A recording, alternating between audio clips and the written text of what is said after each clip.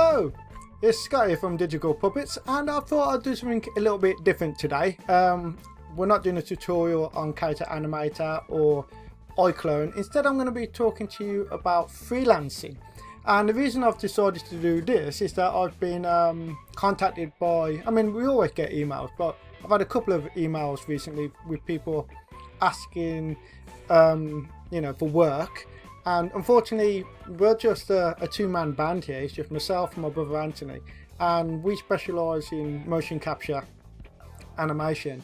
And it really does, we can do an awful lot, just the two of us. So we don't really need anyone else at the moment. The reason I wanted to do this video is that maybe, I've got some advice that could be helpful. Because we never did the college university route. And yet now we do work for Disney, Warner Brothers, the BBC, Adobe, and we've done work for lots of big agencies all around the world. And we've managed to do all of that without ever going to college or university. Now, I'm not saying don't go to college, don't go to university, but I am saying that there are alternatives if those routes aren't open to you, because they are expensive.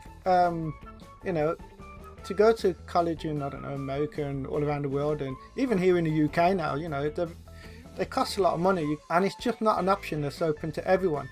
But it doesn't mean that you can't have a career in creative media, in design and whatnot. If anything I'm about to say can help, then that's great. If it doesn't, then it's free advice, so you get what you pay for. So, and who am I? What do I do now? Well, I'm Scott, and now we do Digital Puppets.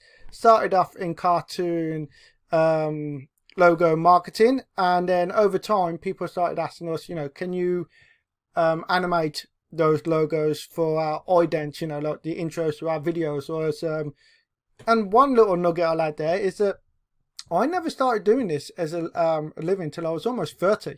I was always that kid at school that was best known for, drawing caricatures of everyone. And when everybody else was working at McDonald's and places like that, I got a job. I used to go around painting nurseries and doing cartoons like that. But after I left school, I went to work in the family business for a couple of years, which was nothing to do with art whatsoever. It was being a licensee of a pub. In fact, I believe I was the youngest licensee in the country at the time. I was just turned 18, and my father needed a joint licensee on a pub down in Devon in the UK, a little seaside town, Torquay. And so I went and did that, and then after a few years I decided it wasn't for me anymore, because I ended up getting married relatively young and having kids, and so working all night in the pub wasn't something I wanted to do. And so I started to think, what can I do? And I was good at art. I've been using Photoshop since the 90s, so I had some experience with digital artwork, but I wasn't using Illustrator, so I didn't have any experience with vector artwork, which was which is a big deal. You do need to know how to do that. So when I tried to get jobs with design agencies or advertising agencies, they wouldn't take me on because I didn't have the software skills that was needed. So I ended up doing other work, working in offices and whatnot, but animation was something that I wanted to get into. So even though I didn't go to university, what I did, I started buying books, books like I haven't got it on the shelf anymore, but it's just like Photoshop for Dummies, Flash for Dummies, Illustrator for Dummies, and also YouTube come out. When did YouTube come out? I think 2005 YouTube came out, or was it out earlier than that? No, I think it was about 2005 YouTube come out, and pretty quickly YouTube started getting filled up with lots of tutorials. And I watched all them. I learned how to use Illustrator, I learned how to use Flash, I learned how to use Photoshop. And so what I started doing was I had my job in the daytime, and then I had a job in the evening. I used to go and work at my parents' pub again. And then when I got home at 11 o'clock, I used to do logo work. And this is what I'm gonna get around to now. My main point of this video is that sometimes, people are gonna leave college and university, and it's not gonna be as easy as you think to find a job. If you're in a small town, if you're in a location that doesn't have a lot of businesses around it, if you're, say, like me, I wanted to do design work and stuff like that, and there was a couple of advertising agencies, probably no design agency, but they already had all the staff, and as I said, in the early days I didn't even have the skills that I needed. I was good at drawing, but that was it. So I went off and I learned the skills I needed, but even then, if I wasn't willing to move, there was no jobs available locally. So I was a bit stuck.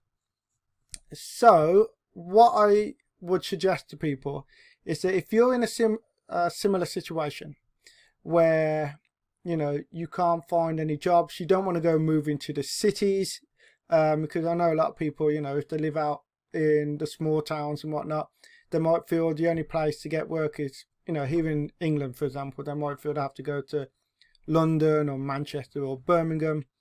But people have families, and not everybody wants to go and move to the cities. And living in the cities, especially these days, is very expensive. Anyway, what I want to say is, not to worry. You can have a very fulfilling and profitable career working for yourself. In fact, if things go well, you can probably make a lot more working for yourself than working for someone else, because there's no ceiling on how much you can earn. How do I find work? Well, the first thing I would say is the internet is where you're going to go fishing, and it is a massive river to fish from. And if you use the right bait, you can reel in loads of jobs. I don't know if that's a good analogy. It's something I've always said. So there you go. Yeah, the internet is a massive ocean to fish from, and there's loads of work out there. And once you start using the internet, then it doesn't matter where you could be the only person on a little island, but as long as you've got an internet connection, you can do work for anybody all over the world. And I have probably done work for someone in every continent, and for most of them countries. I've done work all over the place, and I could go somewhere like Africa, South Africa, and if I saw a van go past me with one of my logos on the side from jobs done years ago, it wouldn't surprise me, because I've done jobs all over. Right, so what would I advise? Well, for me particularly, I had a niche market in the early days. I used to do a lot of work for entertainers and stuff like that. So I would just work my way through all the different cities. So in the UK, I went through, I'll go through London, Birmingham, Liverpool, Manchester. And then once I work my way through all there, I'll go to America and whatnot. And then, so I think, who's my target audience? Who am I looking to contact? And I think, right, entertainers. So, I'll go for children entertainers in New York, children entertainers in Los Angeles, children entertainers in Seattle, London. And then I'll contact them all.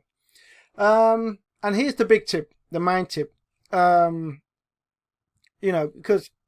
you can, for example, if you're going to be a designer or an animator or something like that, and you want to get work off of somebody, you got to think, why are they going to want to employ you?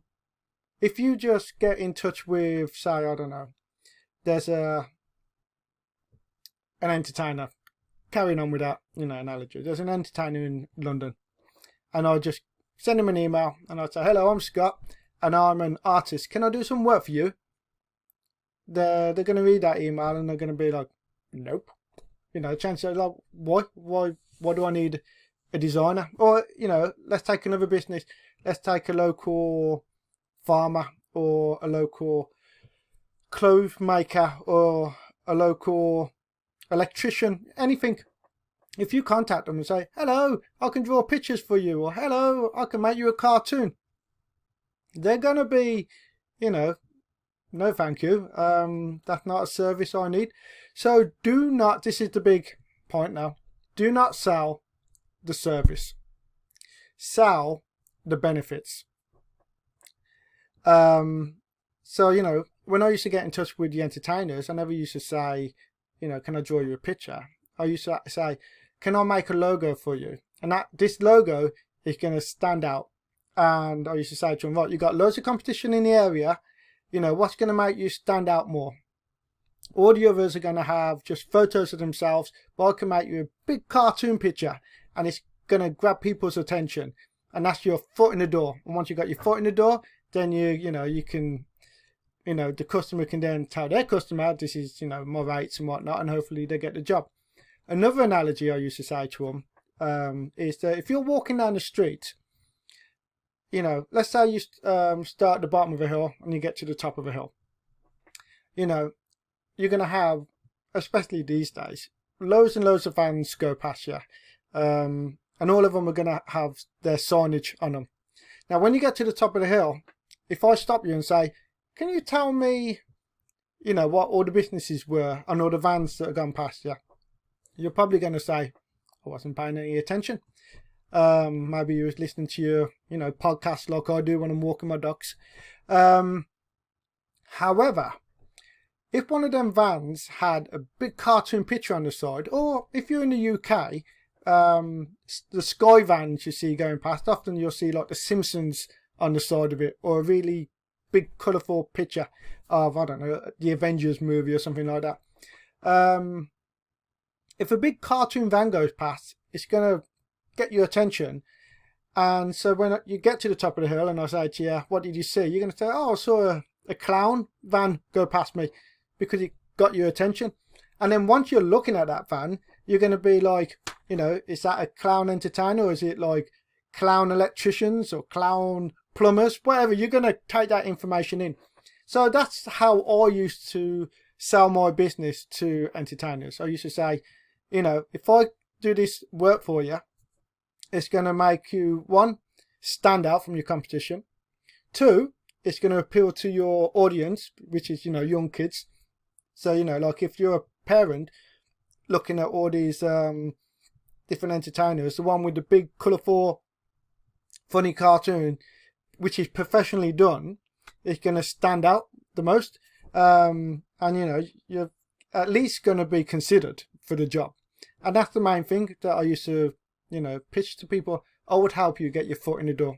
I would help you get over the first hurdle of trying to get in touch with customers. So, big thing, don't sell your service, sell the benefit. You know, are you going to help people? Are you going to help people get more work? Are you going to help them make more money? Are you going to help them get more noticed? Are you going to help them look more professional? That's what, as a graphic designer, you can say, look, I can make you this and I can make you stand out and I can capture people's attention. You know, we're all got them built-in blinkers to online adverts, you know, all them pop-ups. You ignore them because you see them all the time. But if you can make something that's eye-catching, then people aren't going to ignore it, and that's your foot in the door. Anyway, so that's the one thing I'll say is sell the benefit. Now, to back up that though, you know, if I'm not going to go on for much longer, because this is basically, it's as simple as this, is that, you know, think who you can contact, you know, who are the sort of people that can use your service, then get in touch with them and tell them why they can use your service and how your service is going to be a benefit to them. But you got to have some, you know, proof. So this is what the most important thing also is: portfolio. Portfolio is king. If you do go to university, take the big thing, you know, to take advantage of is to learn all the software and to use that time to build up your portfolio. Because once you leave and you have to, you know, you start earning money, you get less and less time to just sit down and do portfolio. I mean, when you're doing the work, you know, that becomes your portfolio anyway. But anyway, so in the early days, put the time and effort in to make your portfolio as good as possible and as relevant as possible. You know, for example, as I just said, no good me making really detailed, artful portraits of people if I'm getting in touch with entertainers and I'm offering them cartoons. You know, what they're going to want to see is cartoon examples.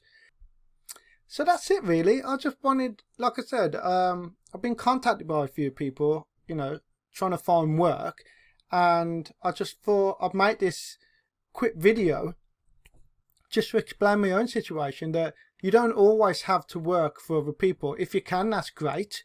But if you can't find work in a small town, or for whatever reason, you don't want to work where you're no longer working, then being a freelancer can often be a great opportunity. I am very, very happy working for myself, and I wouldn't have it any other way now. The opportunities that I've encountered and I've created for myself have been greater than anything I probably would have found working if I was just working for somebody else.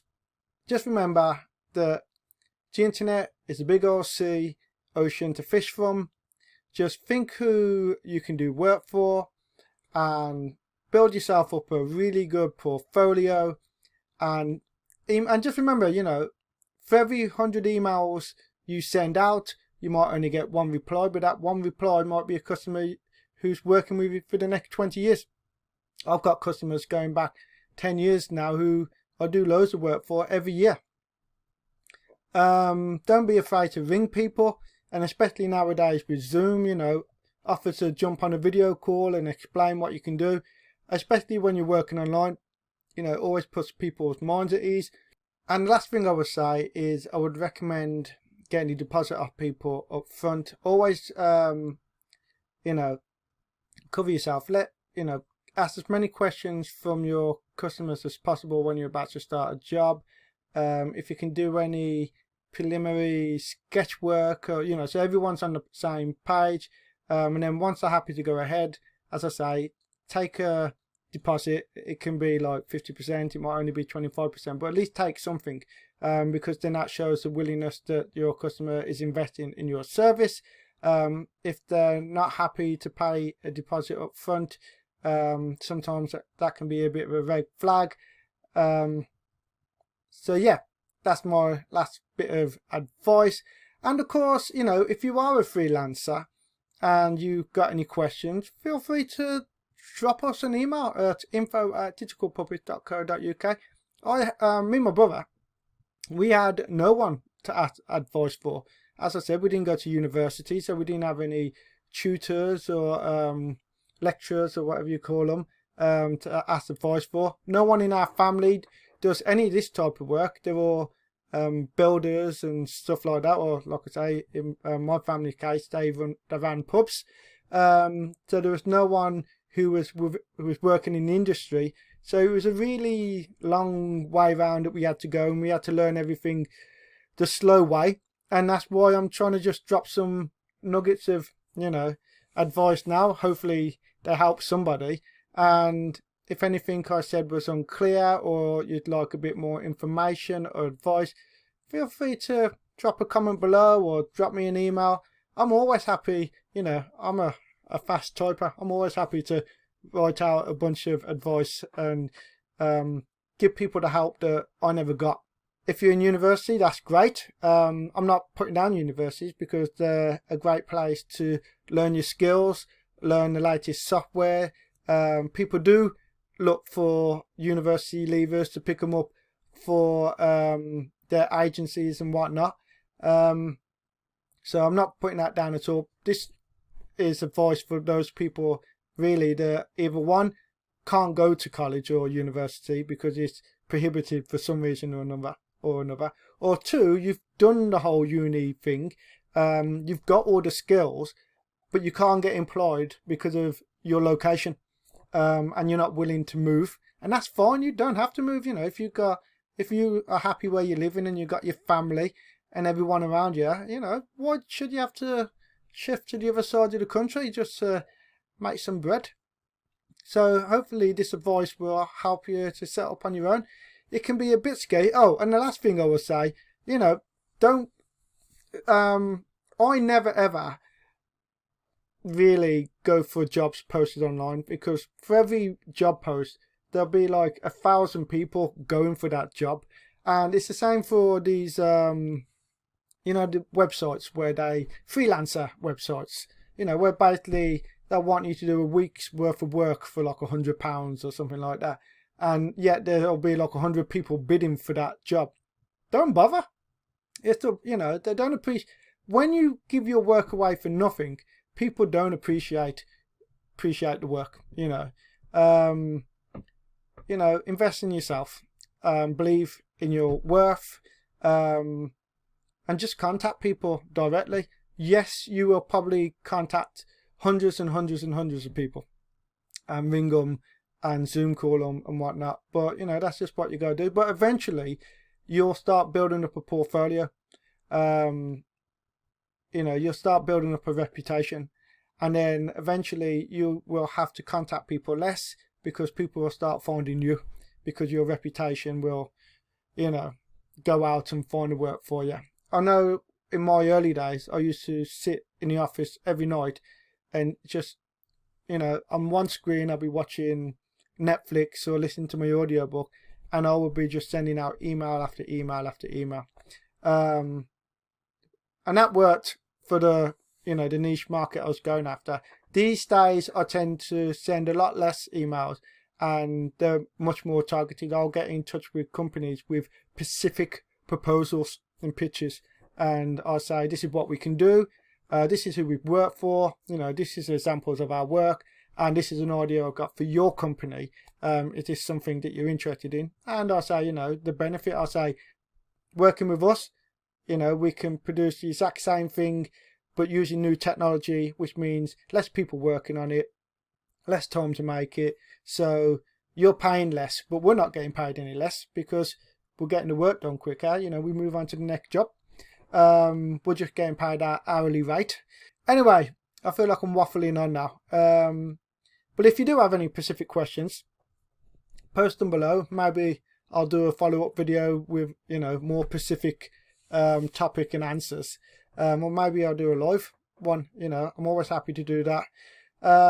Or drop us an email and I'll reply to you. Anyway, that's all. Hopefully this has been helpful-ish. Yep, so that's it. That's all for me. Bye bye.